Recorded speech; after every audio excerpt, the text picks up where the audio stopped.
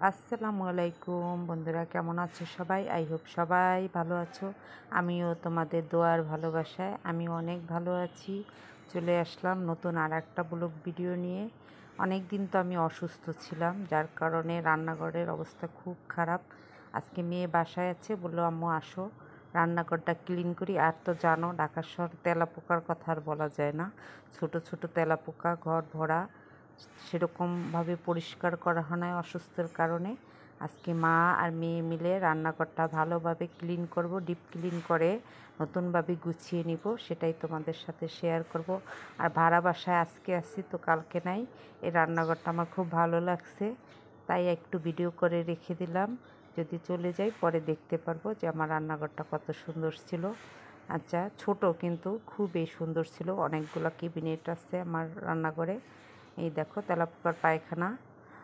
বন্ধুরা যারা নতুন আজকে আমার ভিডিওটা দেখছো, দেখতে থাকো। দেখতে দেখতে যদি কোথাও ভালো লাগে প্লিজ চ্যানেলটাকে সাবস্ক্রাইব করে বেল বাটনটা অন করে দিবা। আর যখন নতুন ভিডিও ছাড়বো তোমাদের কাছে পৌঁছে যাবে, তোমাদের সময় সুযোগ মতন দেখে দিবা। ইতিপূর্বে যারা আমাকে সাপোর্ট করেছো সবাইকে অনেক অনেক ধন্যবাদ।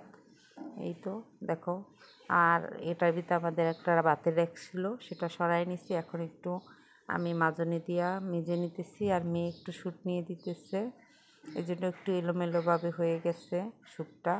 ওয়ালটা মেজে নিতেছি স্টিলের মাজনি দিয়া। র্যাকের পিছনে ছিল, এই জন্য দাগ হয়ে গেছে। আর আমার পুরো রান্নাঘরে এভাবে টাইলস করা আছে ওয়ালগুলাতে। আর দেখো র্যাকের পিছে থাকার কারণে এই যে এটা কত নোংরা হয়ে গেছে গিয়া। সবগুলো মেজে নিতেছি আস্তে আস্তে। আসলে নিজের বাড়ি না, অন্যের বাড়িতে ভাড়া থাকি। এভাবেই তো আমাদেরকে অন্যের বাড়িকে ধুয়ে মুছে পরিষ্কার করতে হবে। কখন নিজের বাড়ি হয় জানি না। যখন হবে হয়তোবা তখন আরও বুড়ো হয়ে যাব, তখন হয়তোবা নিজেরটা করতেও পারবো না। ওয়ালগুলো মাজা হয়ে গেছে। এখন এই যে নিচের ক্যাবিনেটটা, ভিডিওতে একটু অনেকটা অন্ধকার আসছে, দেখো তেলাপোকা কত। আর কালো কালো দেখো, ওগুলো আমি জেল লাগিয়েছিলাম তেলাপোকার, সেজন্য ওরকম কালো কালো। এখন একটু মেজে নিচ্ছি, এই জন্য আমি ওটা উঠাই নে, থাকবে ওরকমই। নিচটা একটু ভালোভাবে মেজে পরিষ্কার করে নিব।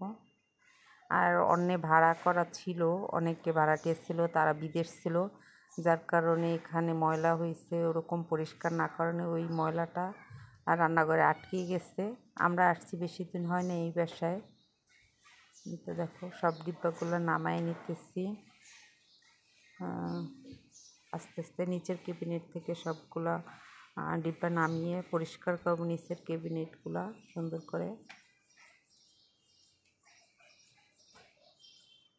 এখানেও তেলাপোকা আছে, আর নিচের ক্যাবিনেটগুলা ও ময়লা।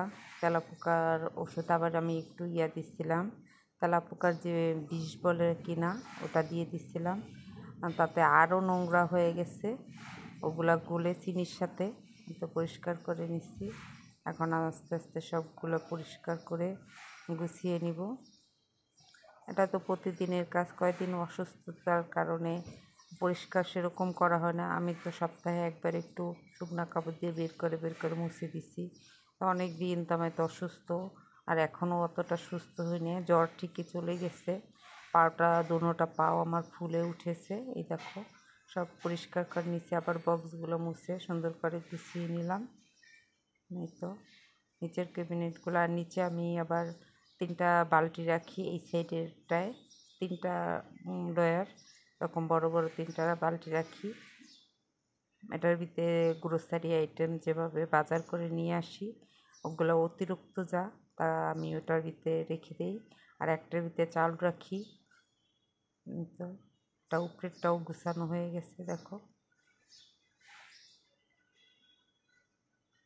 এই উপরেরটার অবস্থা দেখো। এখন উপরেরগুলো সব নামায় নিছি, নিয়ে আবার এই যে পরিষ্কার করি। আমরা আসার আগে বার্নিশ করেছিল, তা ওই যে লেগে গেছে, মানে মনে হয় নতুন কলায় বার্নিশ করছিল। যারা ছিল তারা পরিষ্কার করে না, আমি ওগুলো ঘষে উঠায় নিচ্ছি। আর মেয়ে একটু অন্যভাবে করেছে, আমি তখন বড় করার কারণে একটু আড়াভাবে হয়ে গেছে, তোমার দেখতে কষ্ট হবে, একটু কষ্ট করে দেখে নিও। মেয়ে আসলে শুনতে জানে না, মোবাইলটা কেউ খাড়া করে ধরেছিল, যার কারণে ভিডিওটা অন্যরকম হয়ে গেছে। আমি যখন আড়াআড়ি করছি তখন ভিডিওটা এলোমেলো হয়ে গেছে গা। এখন আমি জানালাগুলো একটু মুছে নেই। দেখুন এটা ওয়াল, সিংয়ের সামনের ওয়ালটা একটু মুছে নিতেছি।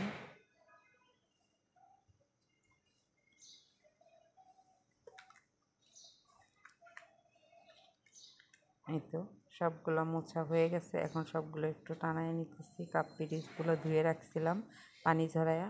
পানির সাথে এখানে টানায় রাখলে পানির দাগ পড়ে যায়, এর কারণে উপর করে রেখে দিই। পানিটা ঝরলে তারপরে যে টানায় দিই। এখন সবগুলা পরিষ্কার করা হয়ে গেছে, গুছানো হয়ে গেছে। এখন ফাইনাল লুকটা দেখাচ্ছি তোমাদেরকে। এই তো ড্রয়িং রুমের থেকে ঢুকলে, সরি ডাইনিং রুমের থেকে ঢুকলে আমার রান্নাঘরে একটা দরজা আছে।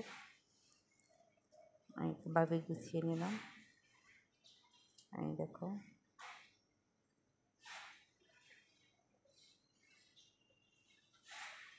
আগে ওগুলো সব জানালায় রাখতাম, এখন একটা র্যাক নিয়ে আসছি।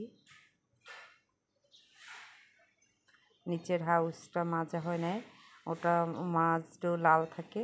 আমি রাতে হারপিক দিয়ে রাখি, তারপর পরিষ্কার করে নিব। হারপিক দিলে দাগগুলো উঠে যাবে, নাহলে তো পানিতে এখন দিলে ধুয়ে চলে যাবে। এজন্য দিইনি, ওটার পরিষ্কার নিচের হাউসটা করিনি। ওটা পরে হারপিক আর ভিনেগার দিয়ে ভিজায় রাখলে, মাখায় রাখলে একদম লাল দাগগুলো উঠে যাবে। আর আমি পাটায় রুটি বানাই, এই জন্য পাটাটা এখানেই। এই যে আমার চুলাটা দেখো, চুলাটা আমার দেখো পুড়ে গেছে, তারপর হলুদ হয়ে গেছে। আমি যখন অসুস্থ ছিলাম তখন এটা হয়েছে। আর এই যে ভাতের র্যাকটা আমি এখানে রাখি, কারণ আমার ডাইনিং রুমে এরকম জায়গা নাই। ক্যামেরায় একটু আমার ডাইনিং রুমের ফিল্টারটা দেখা যাচ্ছে। এটার ভিতরে মেয়ের বই রাখার জন্য কিনছিলাম, এখন বড় বুক সেলফ কেনার কারণে এটার ভিতরে এখন সব পেঁয়াজ, রসুন, আদা এগুলো রাখি। আর এই যে অতিরিক্ত ডিব্বা ওগুলো রাখি।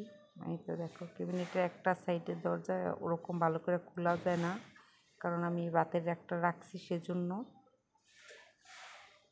এই তো দেখো হাঁড়ি পাতিলগুলো সুন্দর করে গুছিয়ে নিলাম।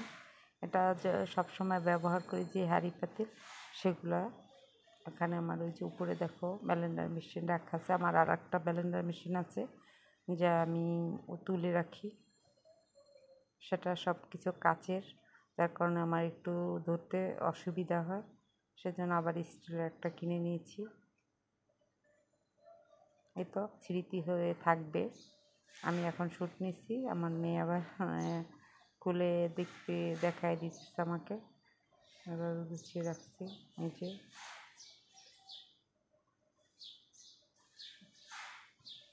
যখন বাসাটা ছেড়ে চলে যাব আগামী 26 সালের ডিসেম্বরে আবার আমরা এখান থেকে চলে যাব।